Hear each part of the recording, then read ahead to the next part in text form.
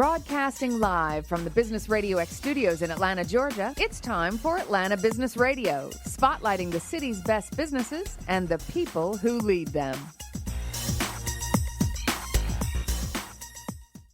Good morning. This is Sandra Touré, and welcome back to another episode of the Women in Technology series here at Business Atlanta Studios. I am joined with three beautiful, amazing ladies that are doing amazing things here in Atlanta. I'm here with Penny Collins, Nancy Cox, and Stefanie Jewett. How are you guys doing today? So good. Fantastic. Yeah. All right. So Penny, I want to start off with you. We just closed off, or I should say you just closed off a big, huge event here. And I want to know a little bit about how that went. Absolutely. So you were right. On June 20th, we had our big WIT Connect event, which is one of our biggest fundraisers we have for the year. And it's an opportunity for us as WIT to showcase what we do. We gave out over $182,000 in scholarships to college girls and to a couple of high school girls. And we raised total over $330,000 for the whole WIT Connect event as a whole. And it's so wonderful to see how generous our sponsors are and how much they give back to helping us continue our mission, which is to get as many women in leadership positions within the STEAM community. But more importantly is how do we attract that young talent and educate them on what technology is about. So the money that we've raised, it enables us to continue with our programs as well as launch new, more creative programs to look at more about how we continue to serve. It was definitely an incredible outcome, just listening to the girls and their stories and how appreciative they are of women in technology and all that you guys do for them and how it's somewhat of a sisterhood. That's what everyone kept saying, sisterhood, sisterhood. Absolutely. And we had, this was incredible. It's the most we've ever had at the event. We had 864 leaders in technology that attended the event. And the one thing I kept hearing as a common theme for all those that spoke, especially if you remember Angel, who was one of our scholarship winners and now is interning at Fiserv, her father spoke. And the one thing he talked about is women in technology is not just an organization, it's a movement. Yeah. And so that has become kind of our theme that we've adopted because it was actually that. It's a sisterhood where it takes a village between men, women, very diverse diverse people that actually come together to try to make this happen. So it was a magical night. It really as you know, was. we're getting ready for our next big event, Yes. which is November the 14th. This will be held, it's our Women of the Year event, where we celebrate incredible women who are technology leaders, who have given back to the community. And we do that by letting the community nominate who they believe are those women leaders that we should celebrate. Yeah. And so November 14th at the Georgia Aquarium is our night to celebrate the wonderful things that some of these women have done in our community. I actually got the chance to speak to the Women of the Year from last year. Yes. And she just told me that it was an amazing event and she was so happy to be a part of it and to be elected to be the Woman of the Year. So I would definitely love to attend this one coming up. We can't do it without you guys. So we want to continue to be partners with you all at that. Thank you. So I would like to switch it off to you, Nancy Cox. Tell me a little bit about you. So I am a board member of WIT, and I've been involved with WIT for the last 2 years. Closer. And I have a long career in technology, so as in engineering and then into management and CIO and CTO roles. Most recently left Greenlight to pursue my own a startup here in Atlanta, Greenlight, to really go out on my own and help people like Stefanie to my left, women entrepreneurs that need a boost, need some help. I call it the Good Old Girls Network. How do we kick in and help women get going and fill in the gaps they have and give them advice or money or whatever it takes to help them be successful. Women helping women. I'm all about that. And I think that's what Women in Technology is all about. So it's awesome that you guys can all come together and work together. But tell me a little bit about how you switched off into this new company and how you're helping women. So I've been wanting to do this for a very, very long time. And I got involved with WIT, of course, and the ATDC. When I was with WorldPay, we started the FinTech program at the ATDC. And I think it was that period of time for those 3 years that we had that program, I thought, these are my people. Startups, the innovators, the people that throw it all on the line to do something and make something happen. And I just at that moment thought, this is what I want to do next. Yeah. So I got a chance to work at Greenlight with the co-founders. A good friend of mine, Tim Sheehan, is the founder of Greenlight. Spent a couple years there helping him out and helping it scale. It is well on its way. It's an amazingly successful company. But as I was doing that, I thought, what I want to do, though, is really focus my time and energy on helping women entrepreneurs. And that's awesome. Yep. So I want to know a little bit more about how your position was in the FinTech program and at ATDC, and how it opened up the doors for you to start working with the women that you work with today, if that makes sense. Yeah. So when I was at WorldPay, I was the CTO at WorldPay, and we were really thinking through how do we establish ourselves in sort of the startup or innovator community here in Atlanta. And one way to do that was to invest in the startup community, including ATDC seemed like a great place to start. They gave us a lot of insight into what it would take to be a good partner of startups. In this case, it was payments. So how do I become a preferred payment platform for startups? What do we have to do as a big company in big scale, adapt and adjust to the needs of a startup? So it was a great kind of a customer discovery, effort on our part. Learned a lot, made a lot of good business connections, and I think started. I wouldn't say we were the first, but really one of a wave of corporate involvement in startups in the startup community. So now we have, of course, the Engage Venture Capital, and the accelerator that's at the ATDC that's funded by a bunch of big name corporations in Atlanta, and it's really that collaboration of how do big companies support and feed and give oxygen to the startups. So why is it important for startup companies to have such a platform like yours to begin and start off on? Well, Stefanie can talk about what startups need, but they need a lot, right? Yeah. They need money, they need advice, they need customers, they need feedback, they need everything. And a lot of us seasoned veterans in corporations have a lot of answers to those questions, which is, can I be your customer? Well, here's what you would need to do to be, a provider to me, right? What does it take to run a business? What does it take to find investors? What does it take to build a team and execute my business plan and my business model? All the things that maybe, as Penny knows, as a seasoned, executive, you start to take for granted that after 20 years of hard work, how to do these things fairly easily. But startups need that help, right? That we take for granted. So is it somewhat of like a schooling type thing where you're teaching them the ins and outs of how to really start up their business and be successful? Somewhat, and just sharing your knowledge and your energy and help and answer questions and do whatever they need. At the end of the day, though, and Stefanie can talk about this, they're in charge. It's their businesses. They're the CEOs. It's like, how can we help them be successful? Yeah. And that's great that you're doing that. I want to know a little bit about your history and how you got involved in this whole tech world and how you went to, how I started. So actually the timing is interesting because, Ross Perot just died, right? Yesterday, I believe it was. And I got my career started at EDS, Electronic Data Systems, Ross Perot's company. And all of us that are alumni of EDS think of it as kind of a magical place. Jen Benet was an EDS alum.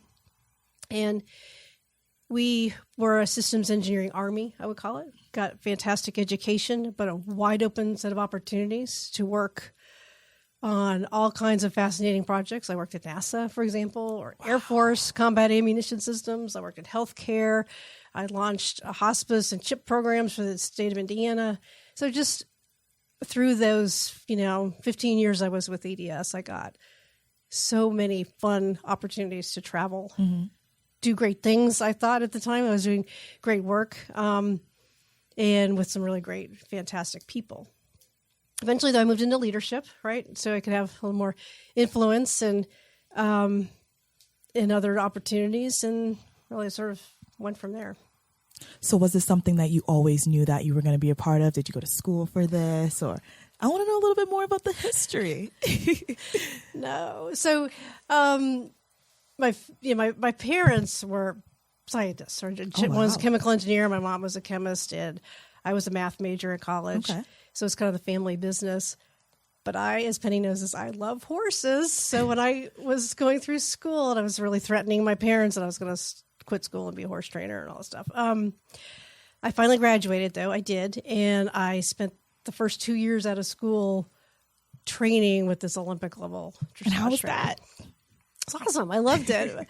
However, with absolutely zero money and nothing but, my skill keeping me alive was, I think, a moment where I thought, man, this is really hard. I mean, there's no guarantee that if I get hurt or something, I don't know. There's a moment where I thought, I'm not sure I want this to be my business. Yeah. And I made my parents extremely happy and started job hunting and got my job with EDS. Right. So luckily, Electronic Data Systems at the time would hire people like me, college grads with math or physics or whatever degrees who are completely useless, and make us into something useful through their training program. And I just lucked into it and then loved it. I loved what I could do. I think it's Tech Square Labs has that motto of, build something from nothing. All you need is your brain and a laptop. And it's so true. Yeah. I was like, this is so cool. I can make all kinds of stuff, make people happy and my customers. And I don't know. I was so glad I lucked into that and enjoyed the process of building something from nothing. Yeah. So I want to bring it back to today. Okay. And I know you're working on some projects. I want to know a little bit more about that. So my main projects now are nothing but advisory work for startups. Yeah. So Stefanie will talk about hers. I help her. I'm just thrilled with what Stefanie's been doing in her company, and there I have a roster of others we could talk about, but I'll save that for another day. All righty. And your involvement with WIT right now is you're a board member, and what's your day-to-day in WIT? So I took the opportunity to be temporary ED last November, and survived until Penny could take over in April. And learned a lot about WIT. I did that on purpose, which was I wanted to be more intimately familiar with how WIT worked, what we do. I feel a tremendous passion and obligation to have WIT be successful. So I took on that temporary role for the board. But my day-to-day is not that much now that I've been able to pull away and just help Penny, or in this case, the forum that is sort of in my wheelhouse, and helping that take shape and get put on. What's your favorite part about being a part of the WIT community? Is seeing women jump into the STEM career fields or STEAM career fields and be successful. I just, and then the gratification of hearing that echoed back with the scholarship award winners, et cetera, when they go from there. Yeah. And watching women through their transition in their careers over time is just really satisfying. And also having mentors like you and Penny, and having all that knowledge and just being a foundation and being a backbone for them is incredible. So I really appreciate all that you guys are doing for WIT. It's amazing. Well, I said this last time, I'll say it again. It's like those career fields are almost a guaranteed opportunity to be financially independent. And for me, it was really important to continue to tell women, you can be financially independent. You can take control of your life. You can do whatever you want. You can have incredible opportunities. Jump in. This is a great way to do that. And so that is my endless soapbox about, come on, do STEAM. It's fun. Yeah. Yeah. Well, thank you so much for telling me a little bit more about what you do for WIT. And I'll definitely come back to you and ask you a little bit more questions when they come to me. Okay. So Stefanie Jewett. Hey, y'all. Am I saying your last name right? Yeah. Yep. Jewett. Okay. Tell me a little bit more about yourself. So my name is Stefanie Jewett. I am the founder and CEO of Activvely mobile app. That is Activvely spelled with 2 V's. And Activvely spelled with 2 V's is Tinder for platonic fitness buddies. So if you need somebody to go hiking, biking, do yoga, you're traveling to Atlanta on business, and you're tired of sitting at the hotel room or hotel bar as it may be, you want to hit the Beltline, but you don't know the city and you don't want to go alone, you can download the app Activvely and find people near you. You set the gender if that's important, the age range of your potential partner, and the distance from you.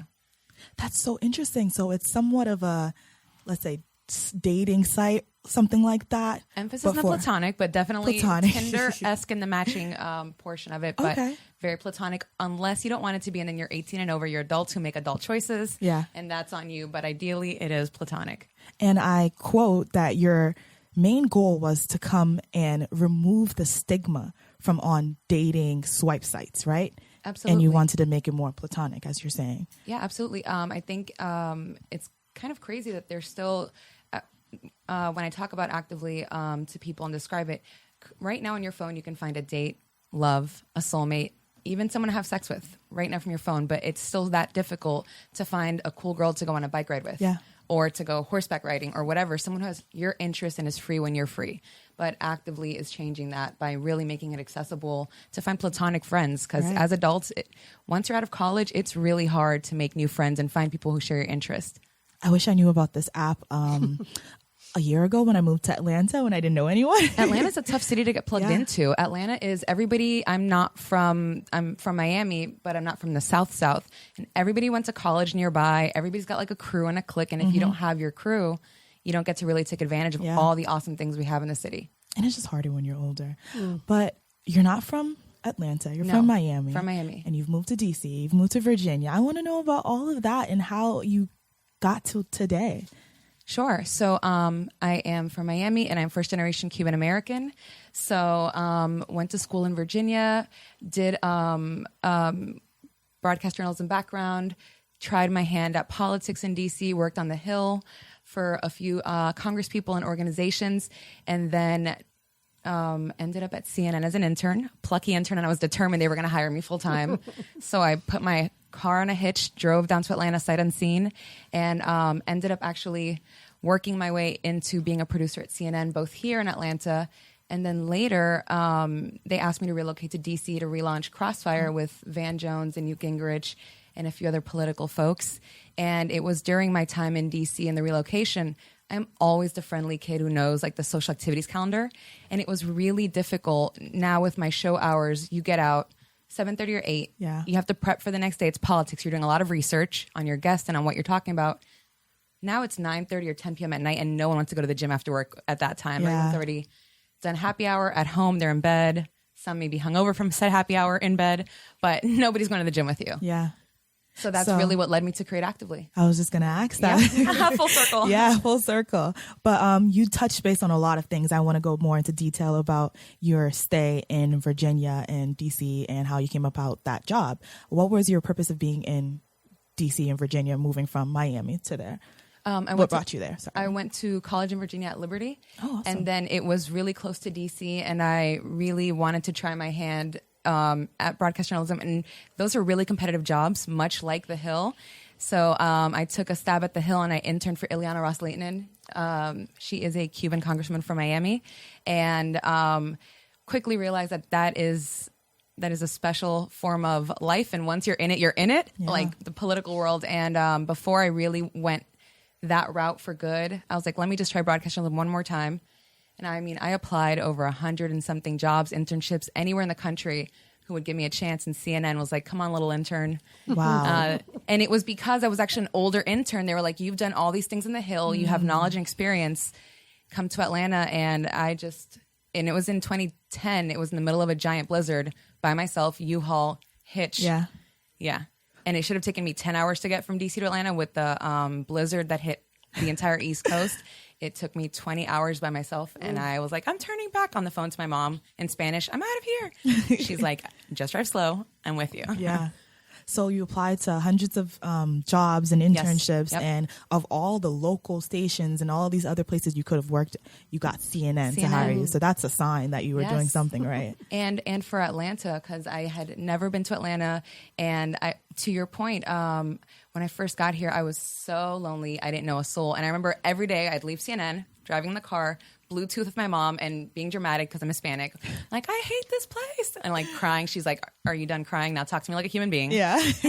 And it was once I found like a crew, like once the second that I had a few friends at CNN that you could go to like Dogwood Festival and anything that Candler Park Fest or anything, you're like, Atlanta is the greatest city alive. Yeah. We've always got something fun. People are so friendly, but if you don't even have a crew, It's hard to it's just like when get you try out. to get a job, if you don't have a job, it's that much harder. But once you have an employment, then everybody wants to hire you.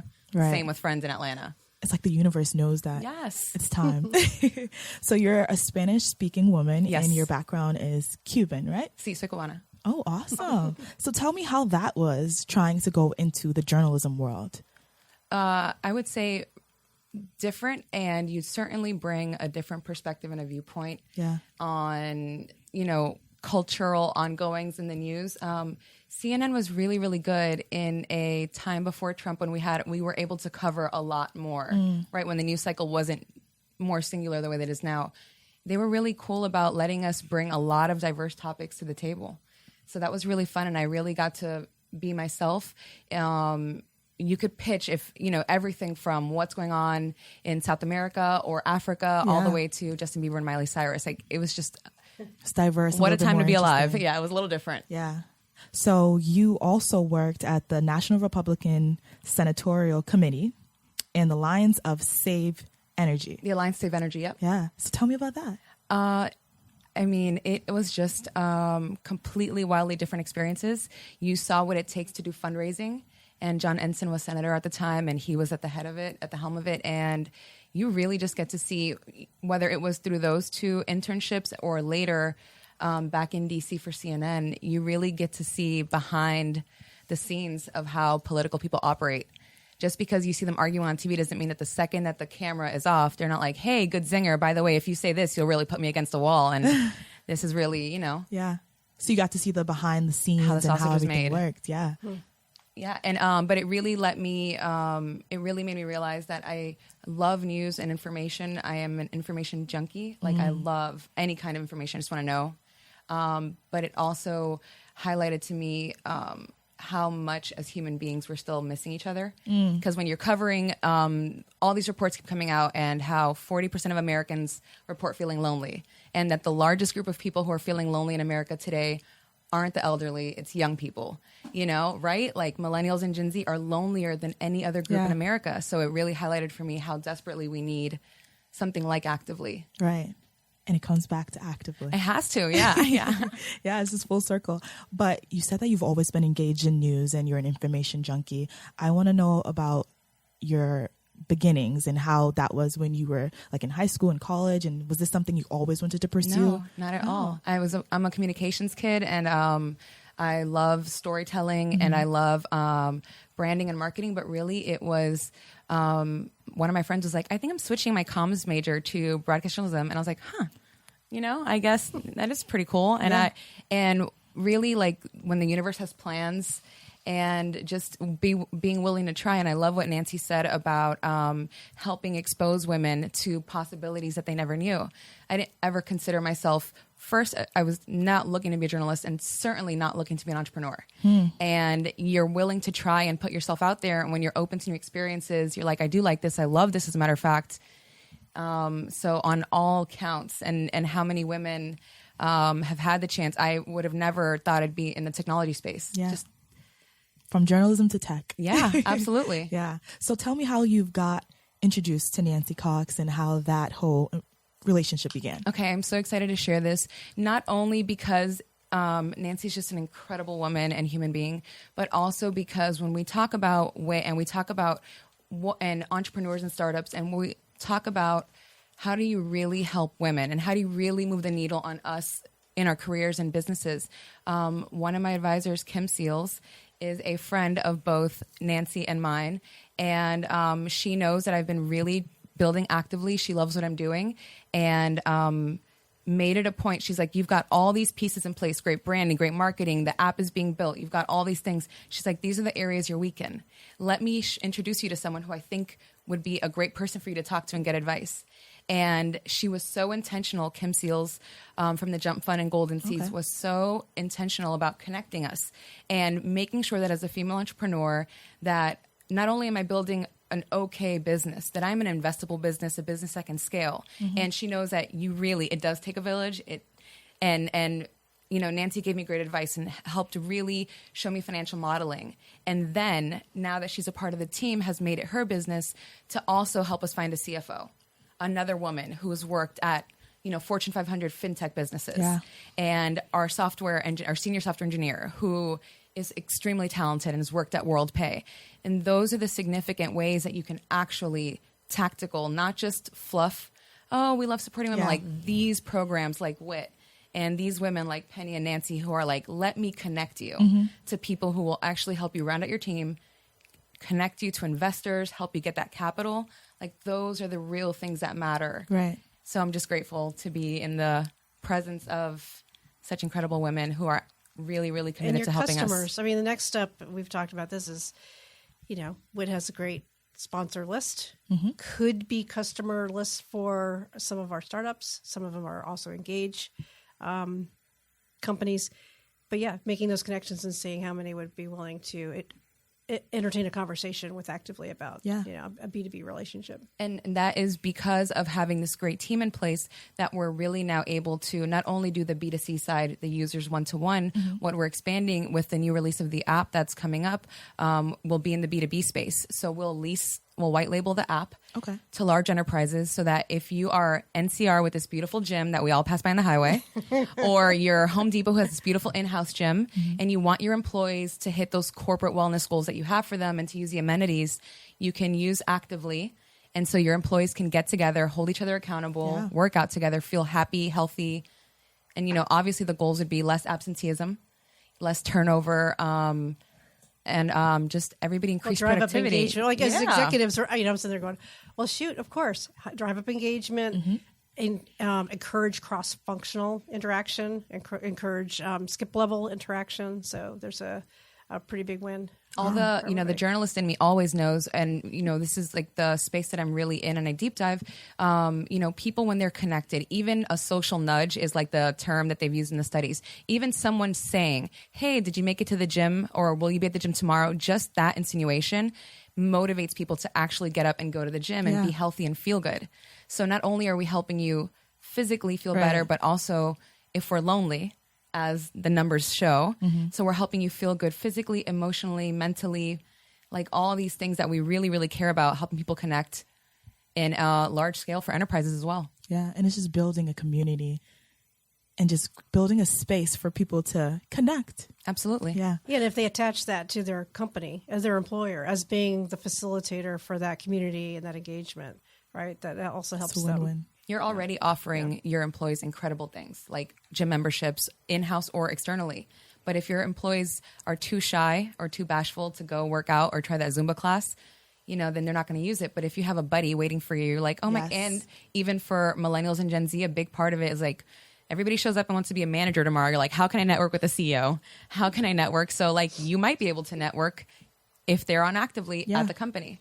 In a less intimidating space, right? Absolutely. So I think that's incredible. Walk me through the app and how it looks and how it works and when it's launching. I want to know so much more about it. So the app is extremely easy to use. You just tell us a little bit about yourself, namely your age, your gender, if that matters to you, for your partner to, and how you find them, and then what activities you're into. And we have everything from yoga to hiking, biking, even dog walking buddies. Oh, wow. Yeah, so if you want a buddy to go out and just hit Fetch Dog Park or walk, the Beltline with your pups, you can do that. And then, so you tell us about you tell us a little bit about who your partner should be, if their gender matters, their age range and distance, and you start checking out matches. It's really, really easy. It's really cute. It's super fun to use. And and we also host an event series in Atlanta, Turntable Yoga. We have a partnership with Pond City Market.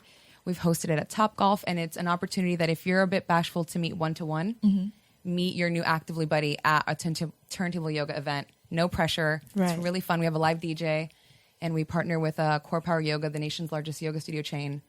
So it's really fun. And we call it a yoga party. Yeah. No pressure. I am a terrible yogi, so if you're not great, you can be with me and on the struggle bus. You can be right there with me.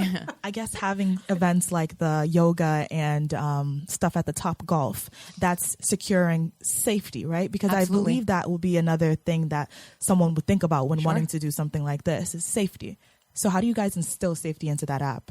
So as far as safety, there is a big piece of it that's good judgment. And what we've learned from Bumble and Tinder, 1 in 5 young adults has already used matching up. So there's some pretty good, if someone looks sketchy or you're getting weird messages, don't meet them. Right. But by providing safe spaces like turntable yoga that you can, and other events that we'll be partnering with in the future in our events, on the new app, we have an events feature. Okay. So we're taking away what are some of the reasons why we're too bashful to meet another person, to make a friend, or to go check out a class. We want to take away all those perceived scary factors. Yeah. And it's really fun, really easy, and there's no judgment. And we're really big online on our social media. This is like a community about being kind, and whatever your fitness or friendship goals, like we're going to help you meet them. Yeah. But it's a really like inclusive, we're diverse. You should see yourself reflected at all of our events, and we really care about that. Similar to WIT's community, and how many Hispanic women I've had the chance to meet at the events, and really indicative of like who the people are in your community. Right. That just warms my heart. So no, the one thing that I love about this is it's all about diversity, and everyone defines diversity in different ways. But diversity is really about having different experiences, life experiences that get you to think the way you think, be who you are, and act the way you are. Yeah. And so I think that's what's so great about this app, that depending on what your situation is and who you want to connect with, it allows you to pick and choose who you believe will motivate you, who will be there with you, who can be a partner with you and hold you accountable. And so I think that's one great thing, is that it allows to bring diverse people together, and you're connecting those worlds together. I think that's really cool. So I guess there's some sort of a psychology behind Absolutely. doing the research for creating this app. And as you said, what makes people scared to reach out to another person, what's their, inhibitions and stuff like that. So tell me what your research was going into this. So even if we really, fitness and health matters, but if I'm like the crux, the core, like from my soul, like what I care about is helping human beings connect with one another, find friendship, like having friendship, joy, happiness, a positive experience is everything that makes life worth living. Yeah. So we really dig into what makes people friends. Why are you friends with coworkers? Because you have common interests and repeated interactions. That's why you find that. So if we can give you a space, whether it's one-to-one or at turntable yoga, we're like, hey, we both know that we love horseback riding and we love horses. So now you've got the common interest piece, and now we help you find somebody who shares that interest. Yeah. It's not as scary as walking into a giant meetup and you're like, who do I talk to first? What do I do? We're taking away the hurdles, the obstacles to connecting as human beings. So giving people something that they have in common, making sure that all of our language is about really being friendly, about being fun. This is not, don't take yourself so serious. Yeah. There are spaces to take yourself serious, a super intense yoga class, hot yoga, whatever that kind of, on the basketball court, tennis court. Yeah. But this is like, just have fun. It's a 1 hour thing. And if at the end of it, you end up being friends, like that's the goal. But if not, no harm, no foul. Right. We have a lot of amazing people. Atlanta's so friendly, so warm.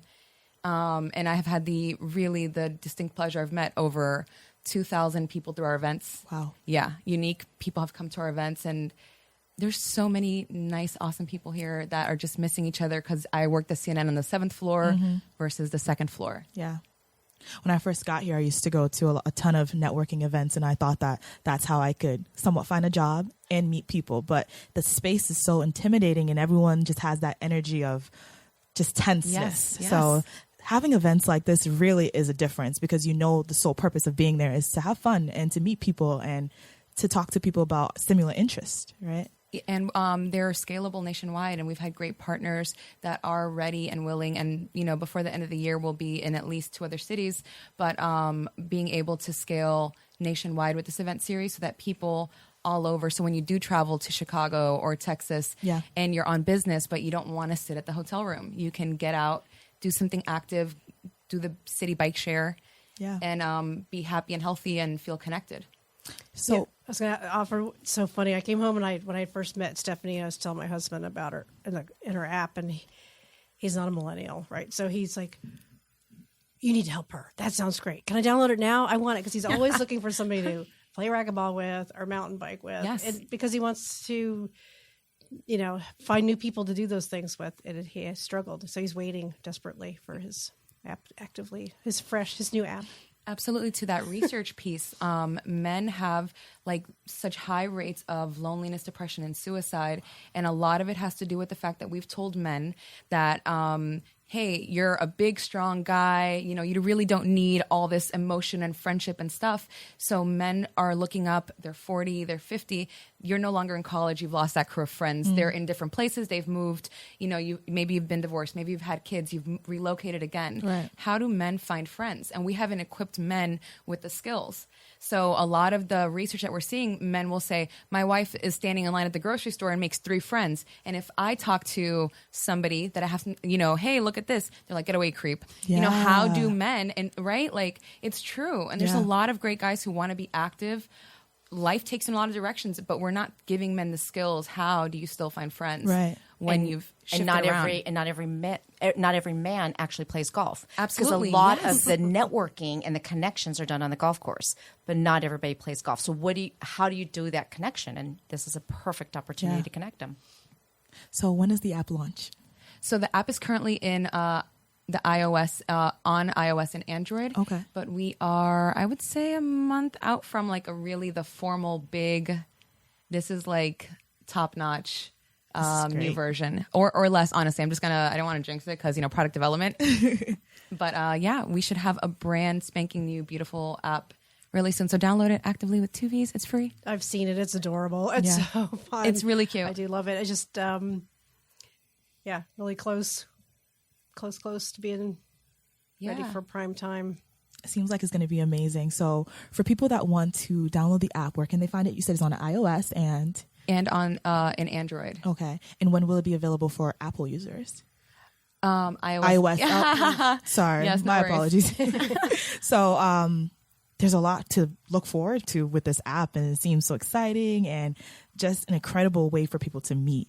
And if someone wants to know a little bit more about you, where can they find you? They can follow me on Twitter at Stefanie Jewett, and also on our website at activvely.com. And then our Activvely Instagram is really, really fun, and we love to highlight. So if you've done something with an Activvely buddy, we will feature you not only on our social media. We have a really cute splash page in the new app that every time it opens up, you'll see fun Activvely friends. So if you want to be highlighted on the front page of the app, tag us. Hashtag Activvely. Awesome. Well, we're really excited. I know I'm really excited to know more about this app, and I'll definitely be downloading it today. And I'm also here with Nancy Cox. And do we have time for me to plug next week's forum? Oh, yeah, we definitely do. Okay. Because one of the reasons Stephanie's here is our forum next week is showcasing basically women innovators and through a number of different sectors. So we've got well tech with Stephanie, fintech, health tech, and retail tech. So some really, really amazing, strong women that have laid it all on the line to develop their own companies, and we'll be able to highlight that next week at our forum.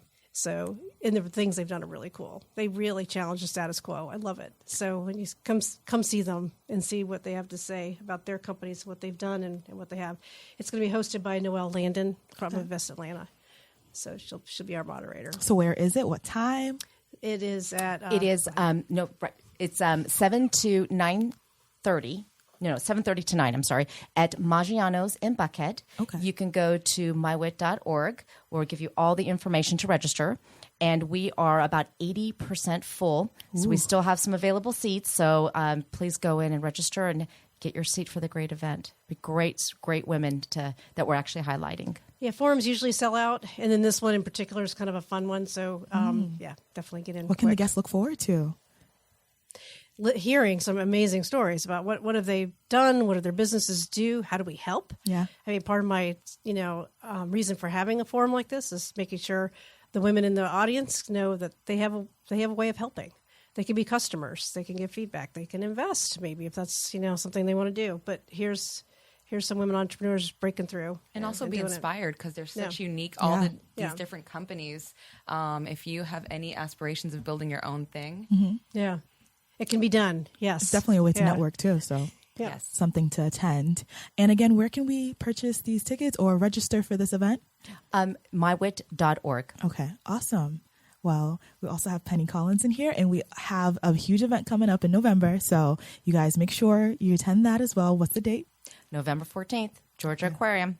Go to mywit.org and get your tickets. Exactly. So if we want to know a little bit more about you, Nancy and Penny, where can we find you online and your social medias?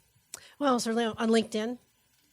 And my horse farm has a website, boxfordwood.com, if you want to know what I do on my spare time. But yeah, LinkedIn is probably the best way to see my background and connect. Awesome. And same with me, LinkedIn. I'm actively on LinkedIn, so please send me any messages or notes, and I look at it often. She does. I messaged her on there once. She does. All right, so that wraps up another episode of the Women in Technology series here at the Atlanta Business Radio X Station. This is Sanjay Ture, and thank you for listening.